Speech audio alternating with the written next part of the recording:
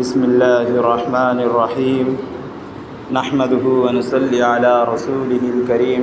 أما بعد، فأعوذ بالله من الشيطان الرجيم. بسم الله الرحمن الرحيم. الحمد لله رب العالمين الرحمن الرحيم مالك يوم الدين. إياك نعبد وإياك نستعين. اهدنا الصراط المستقيم. صدق الله العظيم. وقال النبي صلى الله عليه وسلم: أشد فرحا بتوبة عبده المؤمن بمثل حديث جرير أو كما قال عليه الصلاة والسلام.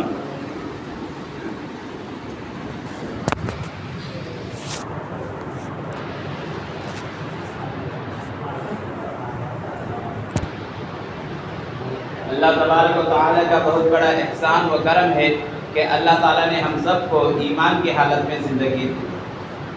ప్రతి జుమ్మా నేను ఇదే మాట చెప్తున్నాను. అల్లాహ్ తాలా చాలా దయ ఉంది మనందరి పైన. ఎందుకంటే అల్లాహ్ తాలా మనందరినీ ఇస్లాంలో పుట్టించాడు. తల్లి కడుపులో నుంచి వచ్చేటప్పుడే మనందరం ముస్లిం అయి వచ్చారు.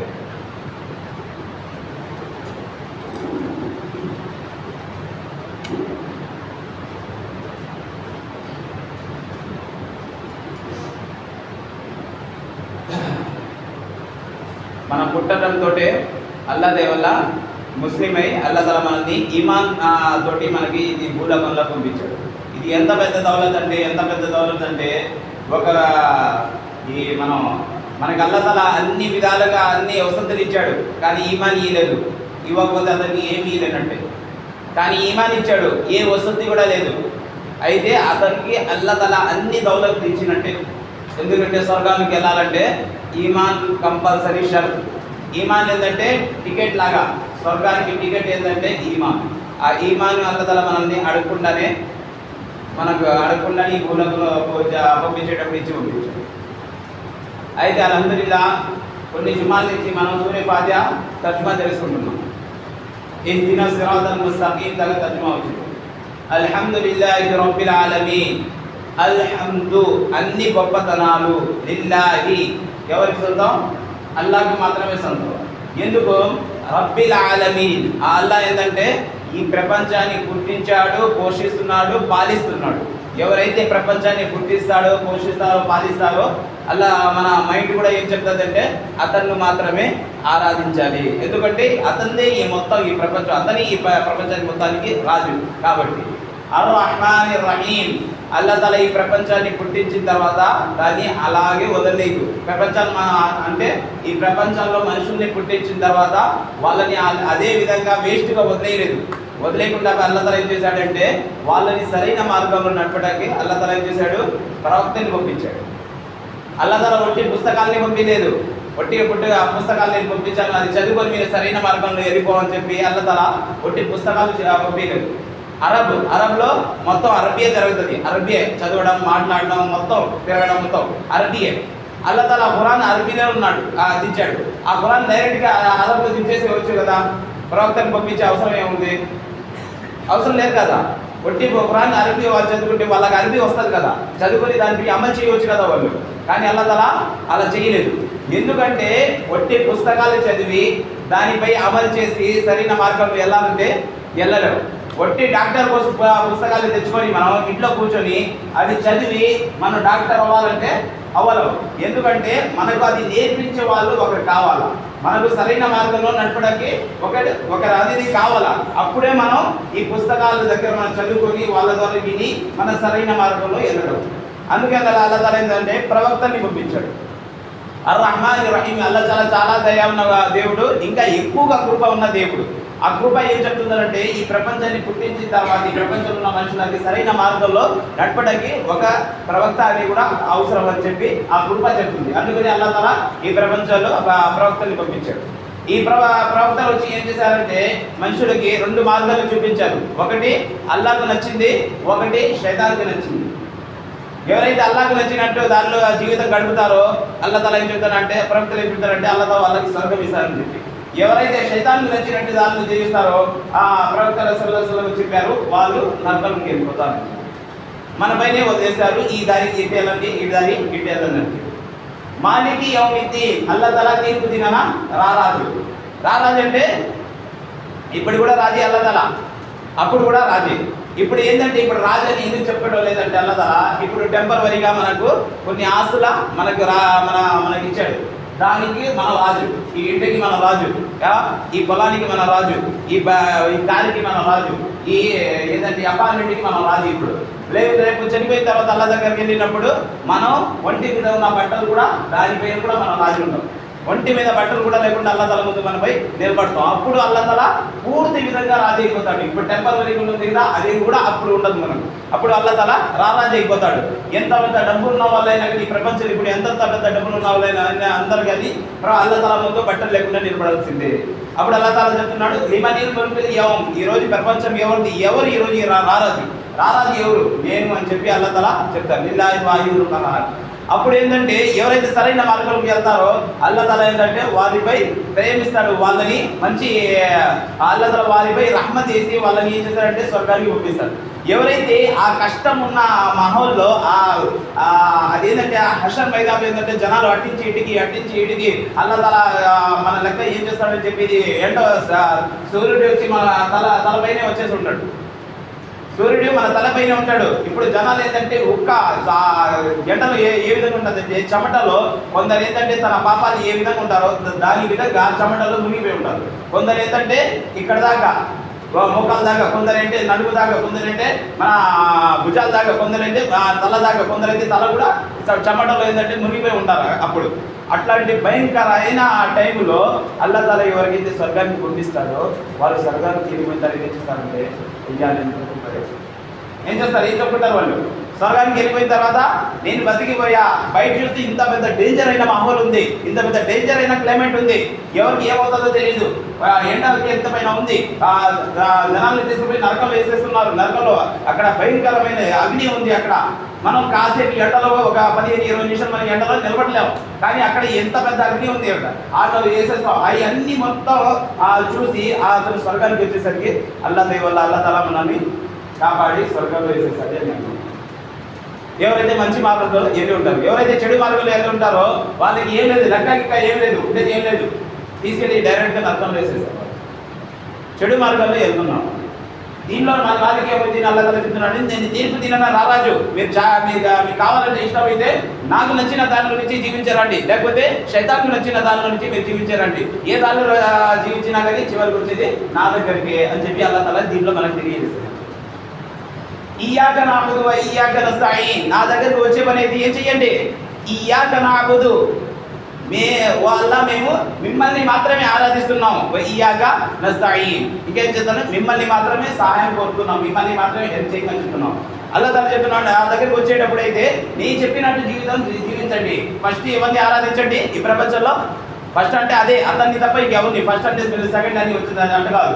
ఈ ప్రపంచంలో ఆరాధించేది ఎవరిని, కేవలం ఒకే ఒక్కరిని. అదే మా ద్వారా అల్లాహ్ తఆలా చెప్పేస్తున్నాడు, ఇయ్యాక నఅబుదు, మేము మిమ్మల్ని మాత్రమే ఆరాధిస్తున్నాం, ఇంకా ఎవరిని ఆరాధించము. ఇయ్యాక నస్తఈన్, మేము మిమ్మల్ని మాత్రమే సహాయం చేయమని చెప్తున్నాం, ఇంకా ఎవరిని సహాయం చేయటం లేదు. ఇయ్యాక నస్తఈన్, మనం ఈ సహాయం ఏంటంటే కేవలం మన నమాజ్లో చదువుతున్నాం, అల్లాహ్ తఆలా మనకి సాయం చేయి అని చెప్పి, కానీ అడగటం లేదు ఏ సాయం కావాలా నీకు. ఇప్పుడు మేము పాపాలు ఉన్నాయి, ఎన్నో పాపాలు ఉన్నాయి, ఆ పాపాల నుంచి మమ్మల్ని మేము కాపాడుకోవడానికి ఎవరన్నా మేము ప్రయత్నిస్తున్నాం, కానీ ఈ తప్పుల పనులు అనేది మేము వదలలేకపోతున్నాం, మేము మమ్మల్ని కాపాడుకోవడానికి మీరు సాయం చేయమని చెప్పి అబద్ధం చెప్తున్నాం. మేము కాపాడుకుంటున్నాం, అబద్ధం చెప్పకుండా ఆగాలని చెప్పి చూస్తున్నాం, కానీ అబద్ధం చెప్పలేకపోతున్నాం. వ్యాపారం చేసేటప్పుడు మోసాలు చేస్తున్నారు, కానీ ఆ వ్యాపారం చేసేటప్పుడు మోసం చేయకుండా ఉండాలని అనుకుంటున్నాం, కానీ మాతో కుదరటం లేదు.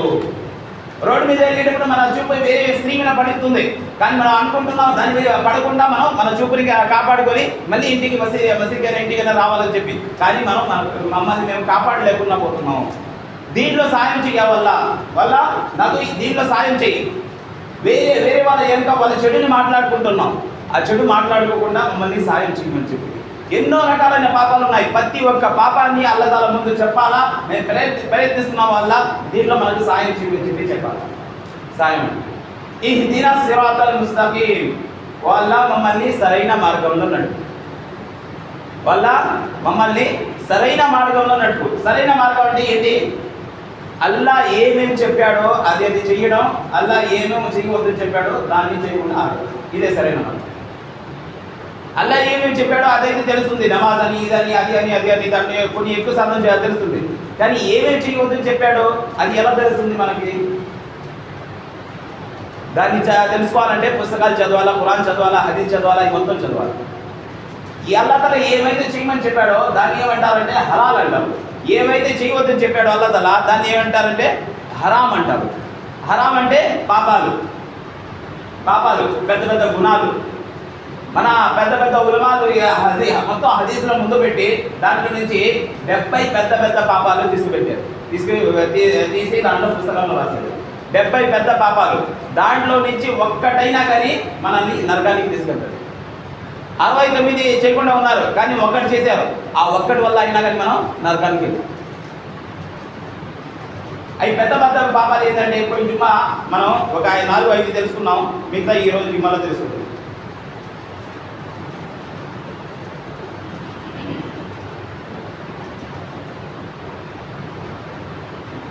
ఫస్ట్ ఏంటంటే అల్లాహ్ని మాత్రమే ఆరాధించాలి, ఇంక ఎవరిని ఆరాధించకూడదు.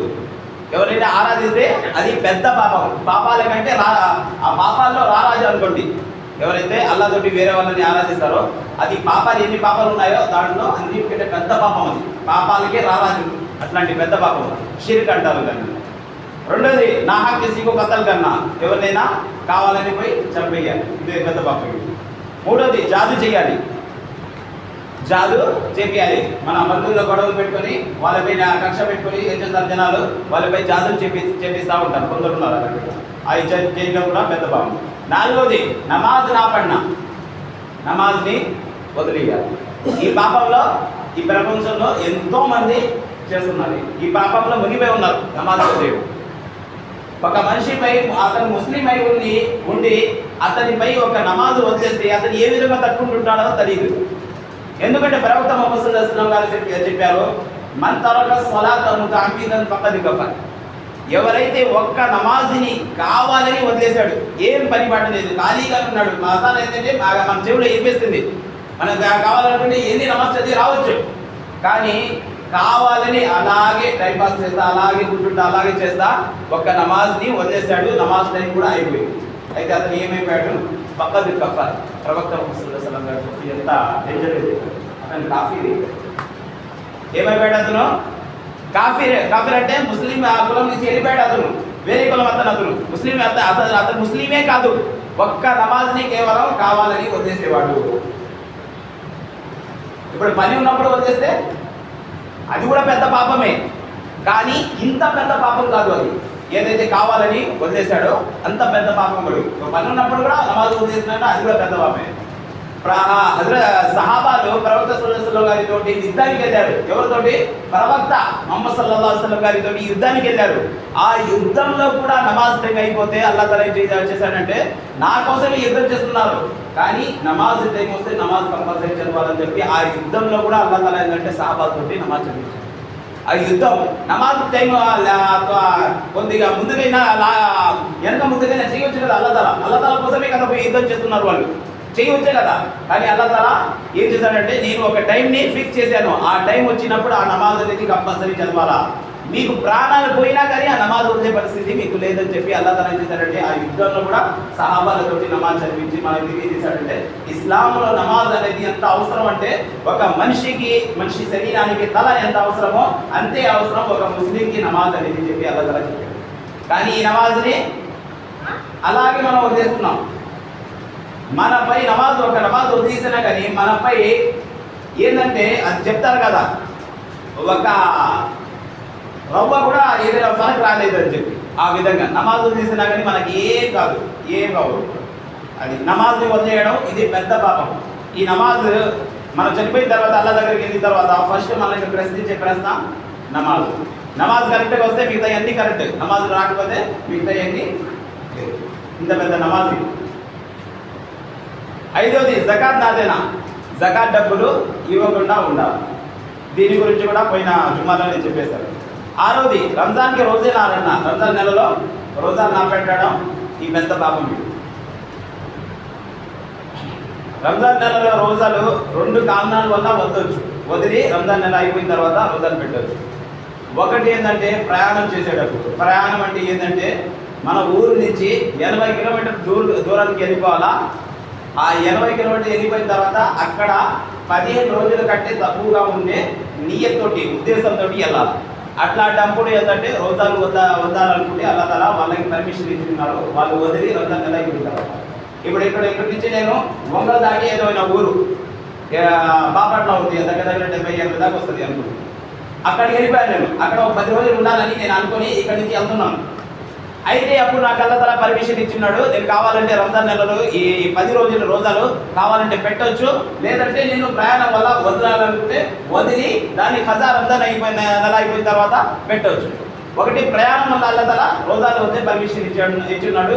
రెండు ఏంటంటే మనం బీమార్ అయిపోయినప్పుడు, బీమార్ అంటే మనం ఏదైనా బాగలేక వచ్చినప్పుడు అప్పుడు రోజాలు వదిలే పర్మిషన్ వచ్చింది. ఈ 2 కారణాల వల్ల మనం రోజా వదిలేచ్చు. ఈ 2 కారణాలు కాకుండా ఏ కారణమైనా కానీ మనకు రోజా వదిలే పర్మిషన్ అనేది లేదు. బావి తవ్వే వాడైనా కానీ ఎండలో, ఎర్రటి మారిపోయిన ఎండలో కూడా బావి తవ్వే వాడైనా కానీ రోజా అనేది కంపల్సరీ పెట్టాలా, వదిలే పర్మిషన్ అల్లా తఆలా వాళ్ళకి.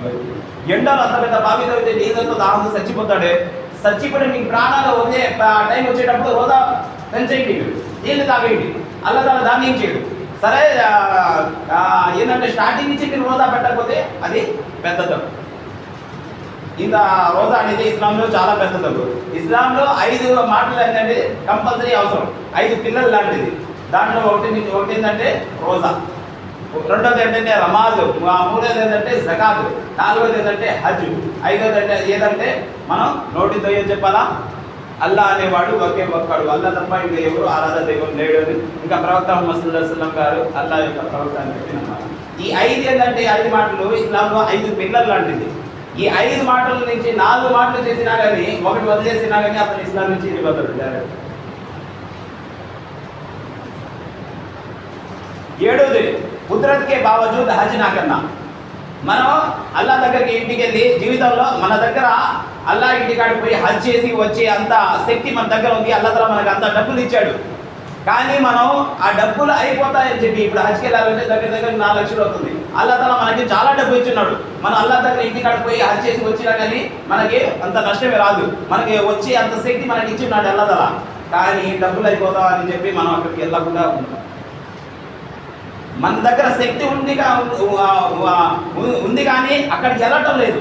ఇది పెద్ద పాపం. ఈ పాపాలు ఏంటంటే తౌబా చేస్తేనే క్షమించబడుతుంది. ఈ పాపం ఎక్కడంటే దీన్ని ఏం చేయాలంటే జీవితంలో కంపల్సరీ చేయాలా. మొత్తం జీవితంలో ఒక్కసారైనా హజ్ అనేది కంపల్సరీ చేయాలా. ఈ హజ్ చేయకపోతే ఇస్లాంలో నుంచి ఒక పిల్లలు లేచిపోయినట్టే. 4 మాటలు అమలు చేసినట్టు ఇంకో మాటలో అమలు చేయలేదు, అతను కూడా ఇస్లాం దానిలో నుంచి వెళ్ళిపోతాడు. హజ్ అనేది కంపల్సరీ ఇస్లాంలో చేయాల్సింది. 8వది వాలిదైన్కి నా ఫర్మానీ కన్నా, తల్లిదండ్రులని హింసించడం, వారి సేవ చేయకుండా ఉండాలి. అల్లా తఆలా చెప్తున్నాడు ఖురాన్లో, ఫలా తఖుల్ లహుమా ఉఫ్.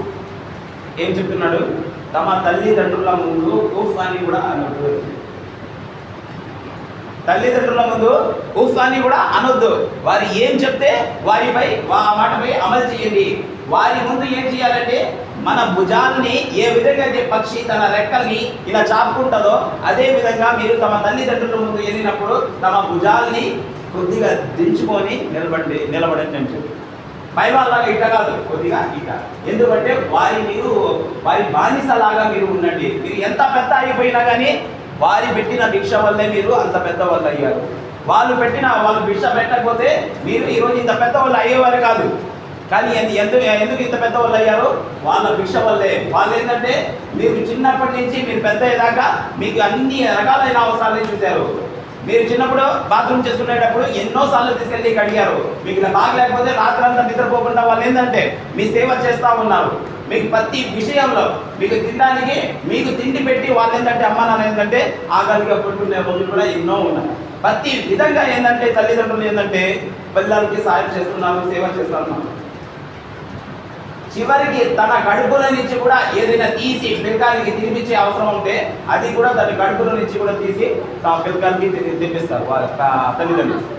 అందుకని అల్లాహ్ తాలా చెప్తున్నాడంటే ఫలా తకుల్ లహుమా ఉఫ్, మీ తల్లిదండ్రుల ముందు ఉఫ్ అని కూడా అనొద్దు అని చెప్పి ఖురాన్లో అల్లాహ్ తాలా చెప్తున్నాడు. ఎవరైతే అల్లాహ్ తల్లిదండ్రులని హింసిస్తారో, వాళ్ళ అనేక రకాలైన బాధలు పెడతారో, వాళ్ళు ఎంత పెద్ద ముస్లిం అయినా కానీ ఎంత పెద్ద మోమిన్ అయినా కానీ చనిపోయేటప్పుడు కలిమా కూడా నోటి నుంచి రాదు.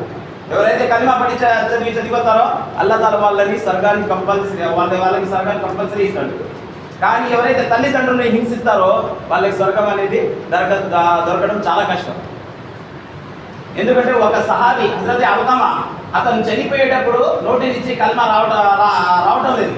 తర్వాత తొందరగా వచ్చి అతని దగ్గరికి వెళ్ళి కల్మా చదవమని చెప్పారు. చెప్తే అతను చదవలేకపోతున్నారు ఆ సహాబీ. అప్పుడు ప్రవక్త సల్లల్లాహు అలైహి తెలిసిపోయింది, ఈయన తల్లికి ఏదో బాధ కలిగింది, అందువల్లే ఇతనికి కల్మా అనేది నోటి నుంచి రావటం లేదు. సహాబీ అంటే ఎవరు? భూలోకంలో ఉన్నప్పుడే వాళ్ళకి స్వర్గం ఫిక్స్ అనేది అల్లాహ్ తాలా చెప్పేశారు. రజియల్లాహు అన్హుం వ రజు అన్, అల్లాహ్ తాలా వాళ్ళని ఇష్టపడ్డారు, వాళ్ళు అల్లాహ్ తాలాని ఇష్టపడ్డారు. అంటే ఎవరైతే అల్లాహ్ తాలా ఇష్టపడుతున్నారో వాళ్ళని తీసేసి నరకం వేసేస్తాడు అల్లాహ్ తాలా. వేయడు, వాళ్ళకి స్వర్గమే స్వర్గం. ఎంతమంది సహాబాలు ఉన్నారో అందరితో అల్లాహ్ తాలా చెప్పాడు, నేను వీళ్ళందరినీ ప్రేమిస్తున్నాను, వీళ్ళందరినీ స్వర్గమే అని చెప్పి. అట్లాంటి సహాబీ నోట చనిపోయేటప్పుడు కల్మా అనేది రావటం లేదు. ఎందుకంటే అతని తల్లి అతనిపై బాధపడి ఉంది. తమ తల్లిని ప్రేమించి అడిగితే ఏం చెప్పారంటే, ఎప్పుడైతే భార్య తల్లి మధ్యలో ఏదైనా గొడవలు వస్తుందో అప్పుడు ఈ వ్యక్తి ఏం చేస్తున్నాడంటే భార్య తరపు సపోర్ట్ చేస్తూ ఉన్నాడు, నా తరపున సపోర్ట్ చేయటం లేదు. దానివల్ల ఏంటంటే నాకు కొద్దిగా బాధ కలిగింది అని చెప్పి ఆ తల్లి గారు చెప్పారు. తల్లిని ఏం చెప్పలేదు, ఏమేదో నోటికి వచ్చినట్టు మాటలు హింసించడం అది ఏం చేయలేదు, కేవలం భార్య తరపున సపోర్ట్ చేస్తూ ఉన్నారు. దానికి తల్లికి బాధ కలిగింది అని చెప్పి ఆ సహాబీ చనిపోయేటప్పుడు కల్మా కూడా రావట్లేదు. అప్పుడు ఏంటంటే అల్లాహ్ ప్రవక్త ముహమ్మద్ సల్లల్లాహు అలైహి వసల్లం గారు చెప్పారు, తర్వాత కొడుకుని క్షమించేయండి అని చెప్పి ఆ తల్లి గారు క్షమించిన తర్వాత తమ నోటి నుంచి కల్మా అనేది వచ్చింది. తర్వాత చనిపోయాడు. సో తల్లిదండ్రులని హింసించడం, వాళ్ళని బాధ పెట్టడం, వాళ్ళు చెప్పిన వాటిని వినకుండా ఉండడం చాలా పెద్ద పాపం. దీనివల్ల మనం నరకానికి వెళ్తాం, స్వర్గానికి వెళ్ళడం చాలా కష్టం అయిపోద్ది.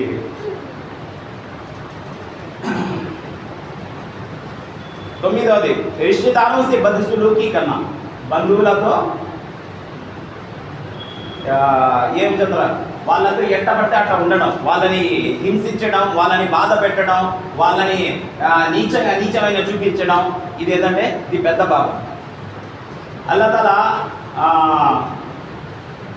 స్వర్గాన్ని సృష్టించిన తర్వాత స్వర్గం చెప్పింది, ఎవరైతే బంధువులని కలుపుకొని వస్తారో అతని కోసం నేను ఉన్నానని చెప్పి స్వర్గం చెప్పింది.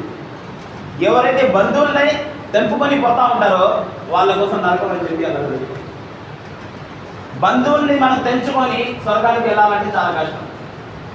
స్వర్గం ఏంటంటే మనకి ఎంత పెద్ద కోపం వచ్చినా, మనకి ఎంత పెద్ద బాధ పెట్టినా కానీ వాళ్ళతో కలుపుకొని పోయే వాళ్ళకి బంధువులు, వాళ్ళతో కలుపుకొని పోయే వాళ్ళ కోసమే అల్లాహ్ తాలా ఏం చేశానంటే స్వర్గం ఇస్తున్నాడు అని చెప్పి అల్లాహ్ తాలా తెలియజేశాడు.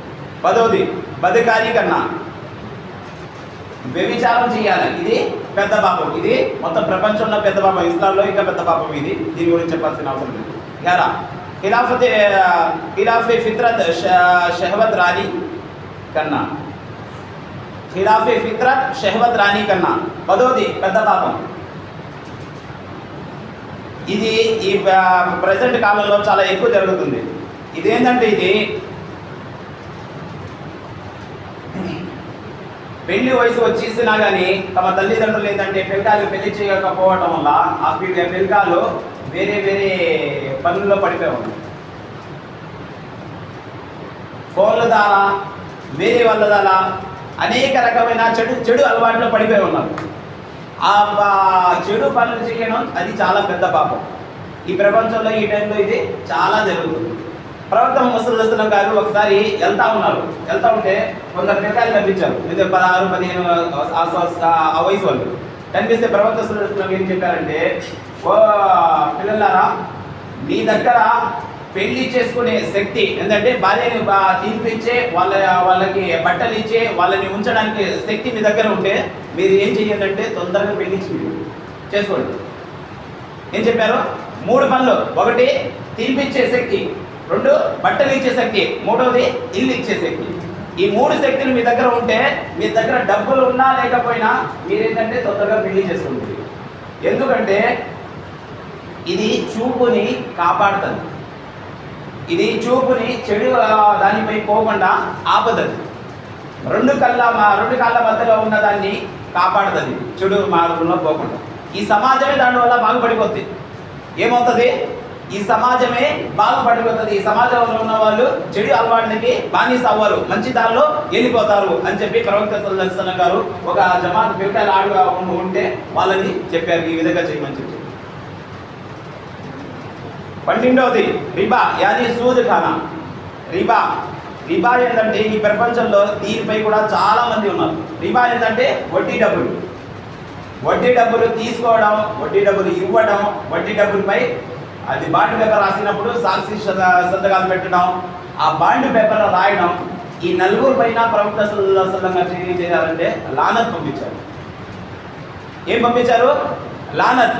తాయిఫ్ మైదాన్లో తాయిఫ్కి వెళ్ళినప్పుడు వాళ్ళకి ఇస్లాం దావత్ ఇచ్చారు, ప్రవక్త సల్లల్లాహు అలైహి వసల్లం గారు ఇచ్చారు. కానీ వాళ్ళు ఇస్లాం దావత్ తీసుకురాకుండా వాళ్ళు ఏం చేశారంటే ఆ బజార్లో ఉన్న రౌడీల్ని, ఆ వేస్ట్ ఉన్న పిల్లకాయల్ని ప్రవక్త సల్లల్లాహు అలైహి వసల్లం గారి ఎంత పంపించేశారు. వాళ్ళైతే రాయితో కొట్టమని చెప్పి ప్రవక్త సల్లల్లాహు అలైహి వసల్లం గారికి వాళ్ళు రాయితో కొట్టారు. ఏ విధంగా కొట్టారంటే రాయి ఒక మన మనిషికి మొహానికి తగిలితే మనం ఒక రాయి తగిలితే మనం తట్టుకోలేం. అట్లాంటి ఒక పిల్లకాయలందరూ కొట్టి రక్తం ఏంటంటే కారుత ప్రవక్త సల్లల్లాహు అలైహి వసల్లం గారి జీవితాల్లో పోయి చేరిపోయింది.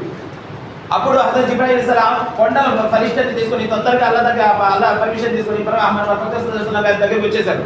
వచ్చి చెప్పారు, ఓ ప్రవక్త సల్లల్లాహు అలైహి వసల్లం గారు, ఒక్క ఆజ్ఞయండి, మీరు ఒక్క మాట చెప్పండి, అని చెప్పండి. ఈ 2 కొండల మధ్యలో ఉన్న తాయిఫ్ని ఏంటంటే నలిపేస్తాను. ఏ విధంగా చెట్టి రూపిస్తారో ఆ విధంగా ఏంటంటే నేను ఫరిష్టాన్ని తీసుకొస్తుంది, 2 కొండలు ఎత్తి ఇళ్ళని నలిపేస్తానని చెప్పి. కానీ ప్రవక్త సల్లల్లాహు అలైహి వసల్లం గారు ఏం చెప్పారంటే వద్దు. అంతలో కొట్టినా కానీ ఏం చెప్పారు? ప్రవక్త సల్లల్లాహు అలైహి వసల్లం గారు వద్దు, వీళ్ళు నాపై ఈమాన్ తీసుకురాకపోయినా కానీ వీళ్ళ తర్వాత వచ్చే వాళ్ళైనా కానీ నాపై ఈమాన్ తీసుకొస్తారు, వాళ్ళైనా నా చెప్పినట్టు జీవితం జీవిస్తారని చెప్పి వాళ్ళని కూడా క్షమించారు. రక్తం వచ్చినట్టు కొట్టిన వాళ్ళని కూడా. మొత్తం జీవితంలో ప్రవక్త సల్లల్లాహు అలైహి వసల్లం గారికి ఎక్కువ బాధ ఎక్కడ తగిలిందంటే అది తాయిఫ్ మైదానంలో. అయినా కానీ ప్రవక్త సల్లల్లాహు అలైహి వసల్లం గారు వాళ్ళకి ఒక్క బద్దువా కూడా చేయడం లేదు. బద్దువా చేయకపోగా వాళ్ళని మంచి దువా చేస్తున్నారు, వీళ్ళ పిల్లకాయలు బాగుపడతారు వీళ్ళు రాకపోయినా కానీ అని చెప్పి. కానీ ఎవరైతే వడ్డీ డబ్బులు తీసుకుంటారో, ఇస్తారో, దానిపై సాక్షి సంతకాలు పెట్టారో, అది బాండ్ పేపర్ రాస్తారో వారిపై అల్లా లానత్ ఉండాలని చెప్పి, అల్లా వాళ్ళని మన భాషలో చెప్పుకోవాలంటే, మన మాటలో చెప్పాలంటే అల్లా వాళ్ళని సర్వనాశనం చేసేయాలని చెప్పి అల్లా ప్రవక్త సల్లల్లాహు అలైహి వసల్లం గారు దువా చేస్తున్నారు. ఏం చేసేయాలని చెప్పి? సర్వనాశనం చేసేయాలని చెప్పి ప్రవక్త సల్లల్లాహు అలైహి వసల్లం గారు చెప్తున్నారు. ఈ వడ్డీ డబ్బులు ఎందుకు తీసుకోవడం వల్ల జరుగుతుందంటే మనసులో ఉన్న కోరికల్ని తీర్చుకోవడానికి కోసమే ఈ వడ్డీ డబ్బులు అనేది జరగడం. మనిషి దానికి అల్లాహ్ తాలా దానికి ఎంత ఇచ్చాడో దానిపై సంతోషం ఉండేవాడు వడ్డీ డబ్బుల జోలికి వెళ్ళడు. ఎవరైతే వడ్డీ డబ్బుల జోలికి వెళ్ళి ఉంటారో వాళ్ళ జీవితమే నరకమైపోతుంది, వాళ్ళకి ప్రశాంతం అనేది ఉండదు. టెన్షన్.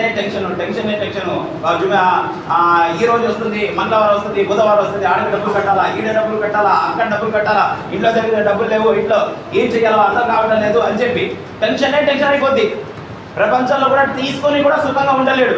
తన కష్టంతో సంపాదించిన డబ్బులు వేరే వాళ్ళు కష్టపడకుండా ఉండే వాళ్ళకి పోయి తీసేస్తున్నాడు. డబ్బు ఉన్నవాడు మరీ డబ్బు ఉన్నవాడు అయిపోతున్నాడు, పేదవాడు మరీ పేదవాడు అయిపోతున్నాడు. దేనివల్ల? వడ్డీ డబ్బులు తీసుకున్నాడు. అల్లాహ్ తాలా ఖురాన్లో చెప్పినాడు, ఫఅజరు బిహర్బిన్ మినల్లాహి వ రసూలి. ఎవరైతే వడ్డీ డబ్బులు తీసుకుంటారో వాళ్ళు ఏం చేయాలి? నాతోటి, అల్లాహ్ తోటి, ప్రవక్త ముహమ్మద్ సల్లల్లాహు అలైహి వసల్లం గారితోటి యుద్ధానికి రమ్మని చెప్పి అల్లాహ్ తాలా ఖురాన్లో డైరెక్ట్గా పర్మిషన్ ఇస్తున్నాడు, దావత్ ఇస్తున్నాడు, హెచ్చరిస్తున్నాడు మనకి. దేనికి? యుద్ధానికి. మర్డర్ చేసే వాడికి చెప్పలేదు, అల్లాహ్ తోటి వేరే వారిని ఆరాధించే వాడిని చెప్పలేదు అల్లాహ్ తాలా నాతో యుద్ధానికి రామని చెప్పి. వ్యభిచారం చేసే వాడిని చెప్పలేదు, మొత్తం జీవితం మొత్తం నమాజ్ని పొందే వాడిని చెప్పలేదు యుద్ధానికి రామని అని చెప్పి. ఈ ప్రపంచంలో ఎన్ని పాపాలు ఉన్నాయో, అన్ని పాపాలు చేసేవాడిని కూడా చెప్పలేదు యుద్ధానికి రామని చెప్పి. కానీ ఎవరిని చెప్పారో? వడ్డీ డబ్బులు తీసుకునేవాడు. వదలకుండా అదే విధంగా వడ్డీ డబ్బులు తీసుకునేవాడిని, వడ్డీ వ్యాపారాలు చేసేవాడిని, దానిపై జీవితం గడిపేవాడిని. ఎవరైతే వడ్డీ డబ్బులు తీసుకుని జీవిస్తూ ఉంటారో వారు చనిపోయేటప్పుడు వాళ్ళ నోటి నుంచి కల్మ కూడా రాదు. ఎందుకంటే వాళ్ళు తీసుకునే డబ్బులు, అది తినే డబ్బులు ఏంటంటే వడ్డీ డబ్బులు, వాళ్ళు వేసుకునే డబ్బులు ఏంటంటే వడ్డీ డబ్బులు, వాళ్ళు ఉండే డబ్బులు ఏంటంటే వడ్డీ డబ్బులు, వాళ్ళు నిద్రపోయే బిస్తా డబ్బులు ఏంటంటే అవి కూడా వడ్డీ డబ్బులు, వాళ్ళ శరీరంలో పరిగెత్తే రక్తం ఏంటంటే అది కూడా వడ్డీ డబ్బులతో, వాళ్ళ శరీరంలో పెరిగే మాంసం కూడా అది కూడా వడ్డీ డబ్బులతో, వాళ్ళ ఎముకలు కూడా పెరిగేది వడ్డీ డబ్బులతో, మొత్తం శరీరం మొత్తం వడ్డీ డబ్బులే. వడ్డీ డబ్బులు ఉండేది, తినేది, మొత్తం తిరిగేది, మొత్తం జీవించే మొత్తం వడ్డీ డబ్బులు అయితే అతని మనసులో ఈమాన్ అనేది ఎట్ట వస్తుంది? అతని మనసులో ఈమాన్ అనేది ఎట్ట ఉంటుంది? ఈమాన్ అనేది ఉండదే ఉండదు. అతను చనిపోయేటప్పుడు ఏమవుతాడంటే కల్మ కూడా అతనికి దక్కదు. 12 పెద్ద పెద్ద పాపాలు అయిపోయాయి, ఇంకా మిగతా ఉంటాయి. ఇన్షాల్లా అల్లా తాలా తౌఫీక్ ఇస్తే ఇన్షాల్లా వచ్చే మనం మిగతా పాపాలు 5 నిమిషాలు. మన ఇండియాలో ఒక జమాత్ ఉంది, జమాతే ఉలమాయే హింద్. జమాతే ఉలమాయే హింద్. ఈ జమాత్ ఏంటంటే 1920లో స్టార్ట్ అయింది ఈ జమాత్. ఇప్పటిదాకా 100 సంవత్సరాలపై ఉంది ఈ జమాత్. ఈ జమాత్ ఎవరిది అంటే ఇది ముస్లింది జమాత్. దీంట్లో ఉంటే ఎవరంటే ఉలమాలు. ఈ ఇండియాలో ఎంతమంది ఉలమాలు ఉన్నారో, పెద్ద పెద్ద మౌలానాలు, ముఫ్తీ సాబ్ ఉన్నారో వాళ్ళందరూ దీంట్లో చేరున్నారు. ఈ జమాత్ ఎందుకు స్టార్ట్ అయిందంటే బ్రిటిష్ కాలంలో బ్రిటిష్ వాళ్ళు వచ్చి మనల్ని అనేక రకంగా హింసించేటప్పుడు మన ముస్లిం వాళ్ళు అప్పుడున్న పెద్ద పెద్ద అల్లా వాళ్ళు ఏం చేశారంటే ఈ జమాత్ తయారు చేసి, ఈ జమాత్ ఏంటంటే వాళ్ళపై గొడవలు చేసి వాళ్ళపై ఇక్కడి నుంచి తరిమేసింది ఈ జమాత్ మన ముస్లిం.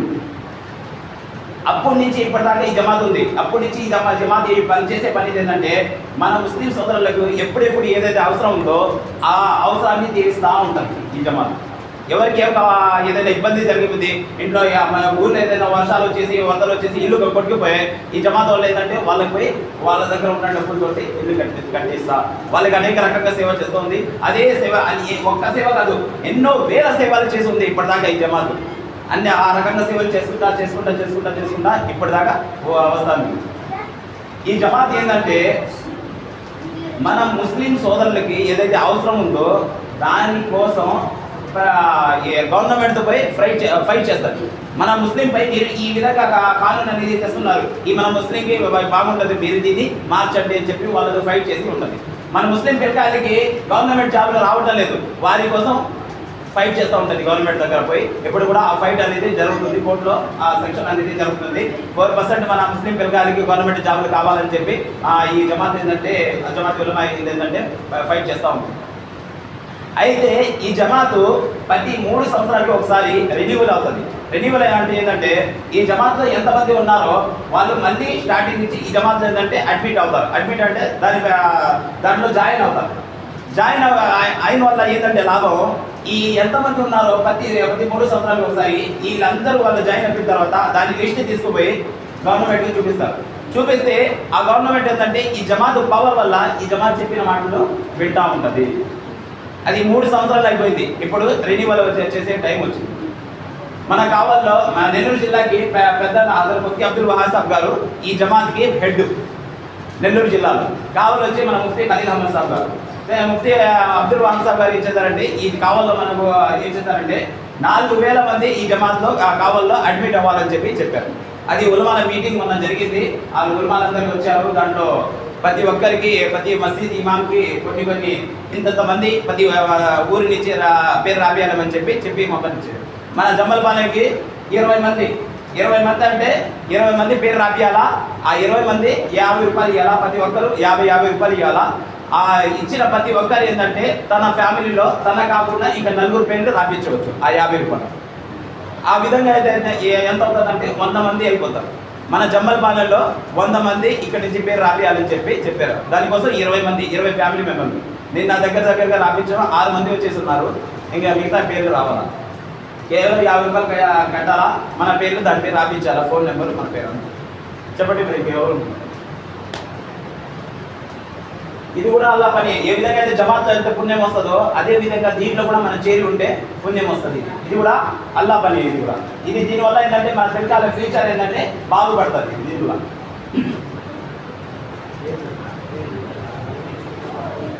పేరు చెప్పండి భాయ్. అన్వర్ భాయ్.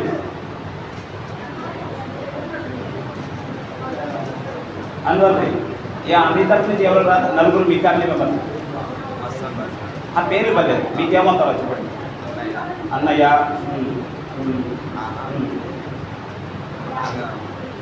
అబ్బు, అమ్మి, అందరా 50 రూపాయలు. ఇంకా పేరు చెప్పండి. మీరు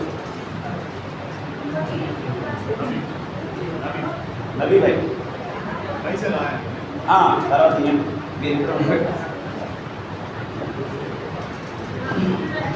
నబీ భాయ్, మస్తాన్ భాయ్,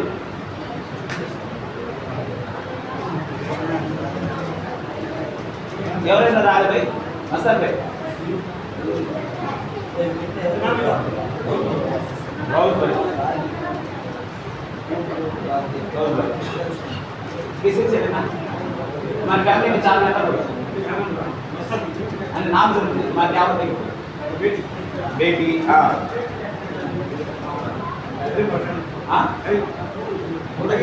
करीब में बेटा बेटा बेटा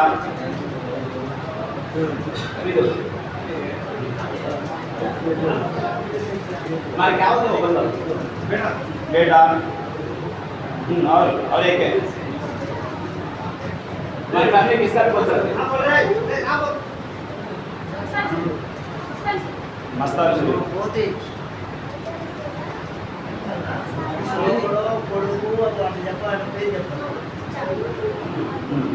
अच्छा से खाजा वही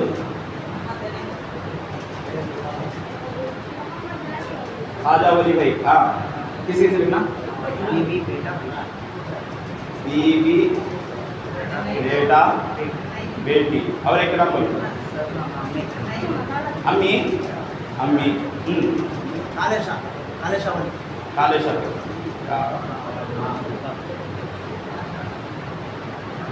हाँ किसी से कालेशा बोलो ఎవరెవరు రాలేదా दो बेटे बेटा हाँ बीवी बीवी अब्बा कालेश्वर का पैसे हाँ कालेश्वर तो पैसे तो ठीक है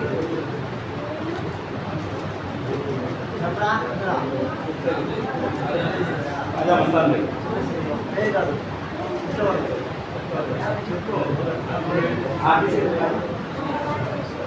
अम्मी नाम बोले फैमिली కోసం दूर के रिश्तेदार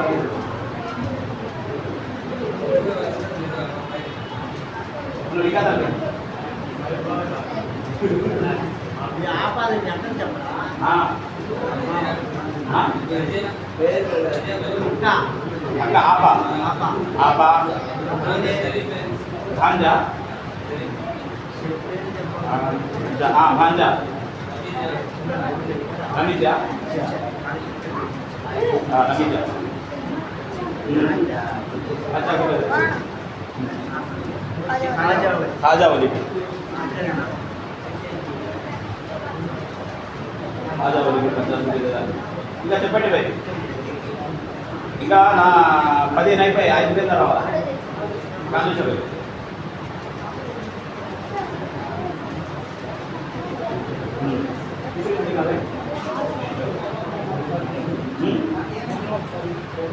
बेटा बेटा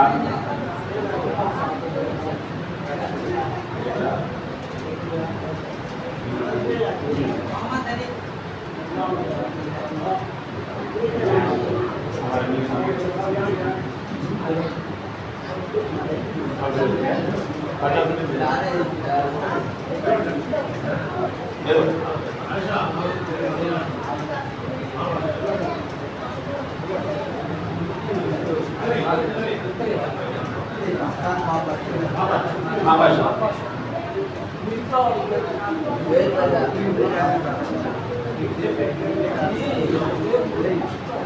भाई किसी से लिखना 4 नंबर बात करनी है क्या मेरा नाम नंबर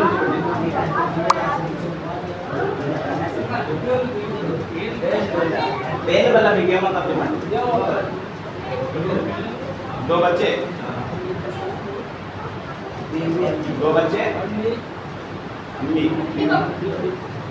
बीवी अच्छा तुम्हें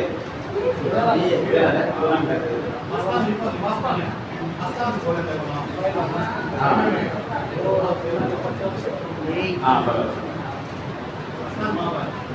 अभी 3 आना है 17 है 17 వచ్చేసి ఇంకా 3 పేరు కావాలి మళ్ళీ ఏమన్నా college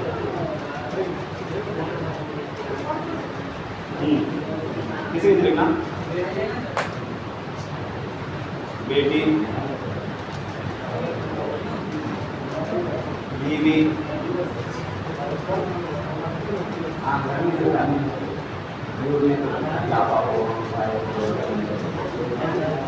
apa ya apa apa itu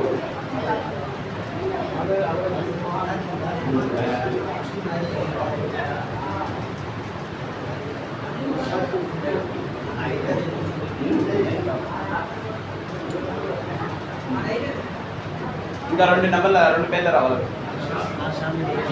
शामिल ठीक है रशीद भाई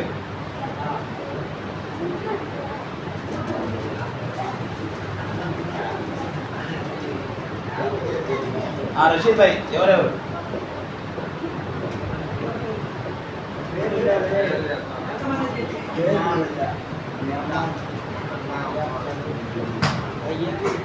भैया अम्मी बीवी हाँ भाभी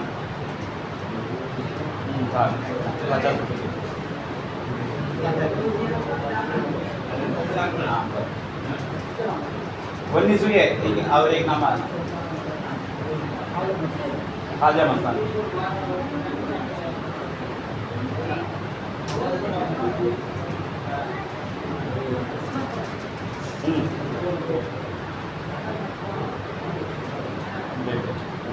दारू भी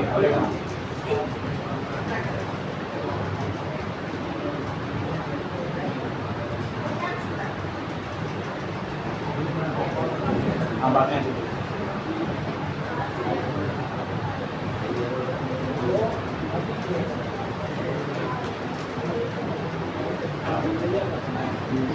आती है तुम्हारा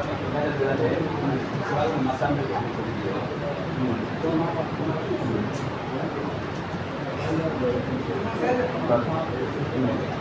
फोन नंबर बना है भाई आपको नाम लिखा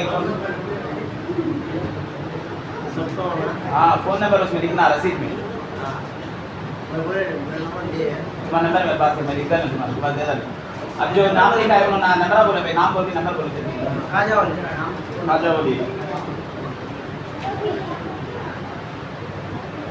नंबर बोलो भाई 9493 ये अनवर भाई नंबर बोलो भाई 9515732850 लवी भाई का नंबर तो है मस्तान भाई का नंबर बोलो भाई 944 मस्तान भाई लिस्ट लिखा नाम लिखा हाँ हाँ नजमा क्या बच्ची हाँ बच्ची हाँ बीवी बीवी अभी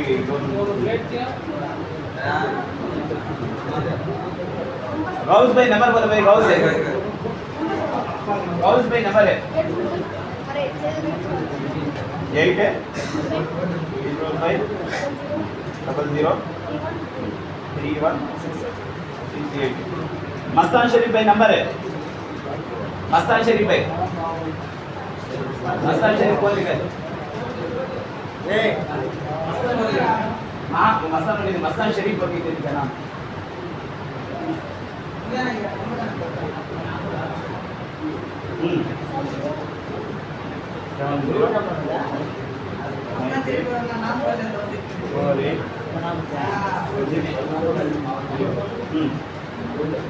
आजा बोली भाई कालेश भाई हाँ तुम्हारे फर्स्ट लोग एक कालेश भाई के लिखा है नाम 9493 हाँ 93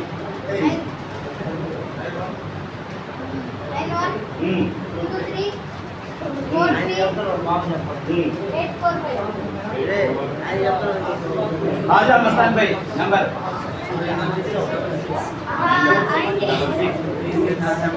36 हाँ कालेश भाई का नंबर है मापाशा भाई नंबर है 89854647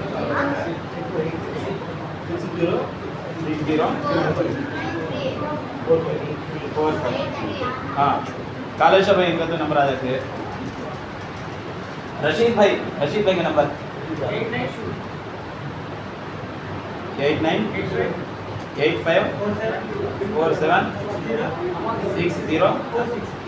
8985476046 खाजा मस्तान भाई नंबर है खाजा मस्तान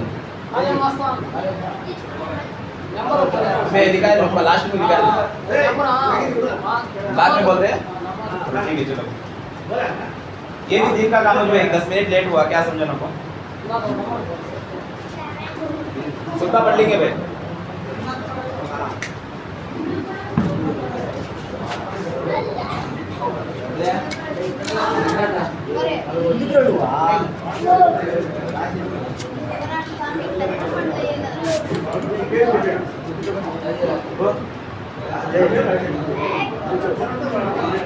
Apa?